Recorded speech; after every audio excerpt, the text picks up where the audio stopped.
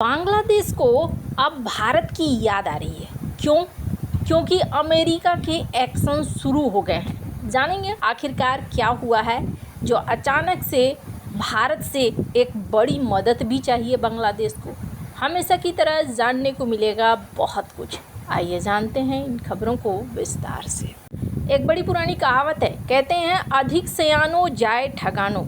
पाकिस्तान की हालत देख चुकी है पूरी दुनिया, और ऐसा नहीं है कि बांग्लादेश इस दुनिया में नहीं आता है। बांग्लादेश ने भी पाकिस्तान की स्थिति देखी हुई है। पाकिस्तान ने सीपेक को अपनाया था और ये सोचा था कि चाइना के साथ मिलकर पाकिस्तान को सऊदी अरब से भी आगे ले जाएंगे, दुबई से भी आगे ले जाएंगे। लेकिन इसके उलट चीज़ें एकदम से विपरीत हुई और अभी का सीन पाकिस्तान की इकोनॉमी, पाकिस्तान के अंदर अस्थिरता, इन सारी चीज़ों में खूब निकल कर झलक कर सामने आ रही। पर कहते हैं ना, अकल न क्यारी उपजे और प्रेम न हाट बिकाए। अभी का सीन क्या है, तारिक रहमान खुद को बहुत सियाना समझ रहे हैं और सियाना समझते हुए तारिक रहमान एक बड़ा गेम खेलने के चक्कर में यहाँ चाइना पहुँच गए। पहले मलेशिया पहुँचे और मलेशिया के बाद ये चाइना पहुँच गए। चाइना ने भी लगे हाथों मौके पे गंगा में हाथ धो लेना बेहतर समझा कि इस मौके का फायदा उठाओ, और चाइना ने भी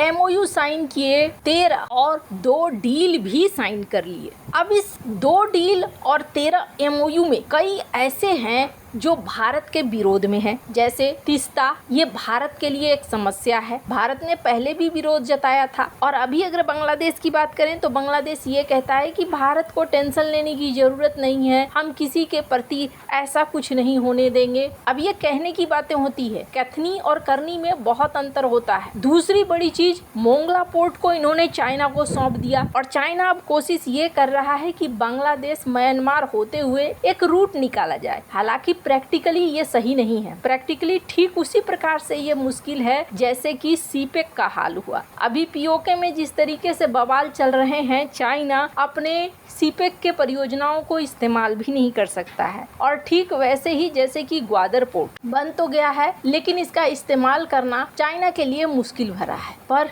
चाइना मौके को गंवा नहीं रहा है। स्क्रीन पर एक आर्टिकल देखिए, बांग्लादेश चाइना के साथ मिलकर गवर्नमेंट टू गवर्नमेंट पार्टनरशिप कर रहा है ताकि एग्रीकल्चर को मॉडिफाई किया जा सके। इसके अलावा ये भी देखने को मिला कि चाइना के राजदूत बांग्लादेश में बैठकर एक बहुत बड़ी बात कहते हैं। स्क्रीन पर इस वीडियो को सुनिए।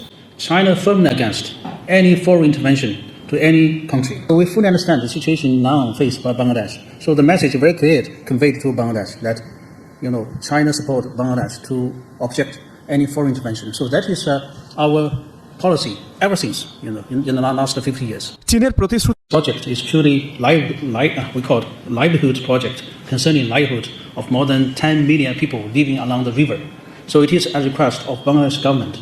China prepared to offer whatever China can do to help to build this project. वो कहते हैं कि हम बाहरी हस्तक्षेपों के खिलाफ हैं और हम बांग्लादेश की मदद करेंगे। अब बाहरी हस्तक्षेप वो किसे कहते हैं? अमेरिका को कह रहे हैं या फिर भारत को कह रहे हैं? और इन्होंने इस बात को साफ साफ कहा कि तीस्ता परियोजना में हमें बुलाया गया है, इसीलिए हम आए हैं। यानी कि बांग्लादेश ने हमें न्योता दिया है और हम उसी हिसाब से यहाँ पर पहुँचे हैं। और भारत के प्रति अगर नीतियों की बात करें तो यूनुस ने अपना फॉरेन सेक्रेटरी जिन्हें असाइन किया था, असद आलम, उसी को बांग्लादेश ने अब भारत के राजदूत के तौर पर चयन किया है। और इस बीच ये भी देखने को मिल रहा है कि बांग्लादेश और चाइना के बीच में डिफेंस को लेकर भी बातचीत हो रही है ताकि स्ट्रॉन्ग डिफेंस के सहयोग विकसित किए जा सके। और ये देखने को मिला कि बांग्लादेश के defence adviser brigadier general doctor AKM Shamsul Islam, इन्होंने मुलाकात की चाइना के एम्बेसडर से, जो माना जा रहा है कि चाइना से हो सकता है डिफेंस की खरीदारी हो, इसके अलावा डिफेंस के नए समझौते हो। इस दिशा में बांग्लादेश काम करना चाहता है। पर अचानक से बांग्लादेश को और भी कई चीजें देखने को मिल रही है। बांग्लादेश भारत की तरफ मुड़ा है और गंगा ट्रीटी को लेकर बांग्लादेश ने एक बयान दिया है। बांग्लादेश ने कहा कि भारत के पास है आखिरी फैसला, ये वाटर ट्रीटी बहुत महत्वपूर्ण है और हम चाहते हैं कि भारत सकारात्मक तौर पर फैसला ले, पॉजिटिव होकर फैसला ले और हमारे लिए ये बड़ा अहमियत है। इस समय बातचीत चल रही है। हालांकि बांग्लादेश ने कहा कि इस बातचीत के बारे में हम बहुत ज़्यादा बात नहीं कर सकते हैं, लेकिन भारत के हाथ में है। अब एक समस्या आई और उस समस्या के लिए बांग्लादेश भारत की तरफ दौड़ा है। बांग्लादेश के तारिक रहमान सरकार ने भारत से ये बातचीत करने का ऐलान किया है कि हम भारत से इकोनॉमिक साझेदारी करेंगे, यानी सेपा करेंगे। बांग्लादेश के वाणिज्य मंत्री अब्दुल मुकद्दिर ने गुरुवार को देश की संसद को ये बताया है कि हम चाहते हैं दोनों देशों के बीच में व्यापार मजबूत हो, व्यापार में असंतुलन दूर हो और एक्सपोर्ट के मौके मिले। अब इसका साधारण मतलब समझिए, ये क्या चाहते हैं कि इन्हें फायदा होता रहे। अब उसके लिए क्या है, भारत इस वक्त दुनिया का सबसे बड़ा बाजार है और ये चाहते हैं कि ये भारत को एक्सपोर्ट करें और भारत के बाज़ार से फ़ायदा उठाएं। बांग्लादेश के पास पहले एक दर्जा था LDC का, और वो दर्जा अब ख़त्म हो चुका है। जैसे ही ख़त्म हुआ है, अब उनके लिए इकोनॉमिक चुनौतियां शुरू हो गई है। तारिक रहमान का मानना है कि इस समझौते से बांग्लादेश के बाज़ार तक बेहतर पहुंच मिलेगी, निवेश आकर्षित होगा, स्थानीय उद्योगों को मदद मिलेगी। इसलिए हमें चाहिए कि हम भारत के साथ ये समझौता करें। ये तो पर्दे के सामने का खेल दिख रहा है, पर्दे के विपरीत भी एक खेल चल रहा है। अमेरिका, जो बाइडेन का ये तस्वीर याद होगा, यूनुस को गले लगाते हुए। उन्होंने बड़े बड़े सपने देखे थे बांग्लादेश को लेकर, लेकिन तारिक रहमान यहाँ पर ऐसा लग नहीं रहा है कि अमेरिकी सपनों को पूरा करने की दिशा में काम कर रहे हैं। इसी बीच अमेरिका के जो एम्बेसडर हैं, उनकी मुलाकात भी हुई और निवेश को लेकर और भी कई चीज़ों को लेकर बातचीत भी हुई, पर मामला बहुत ज़्यादा फायदेमंद होता हुआ दिख नहीं रहा है।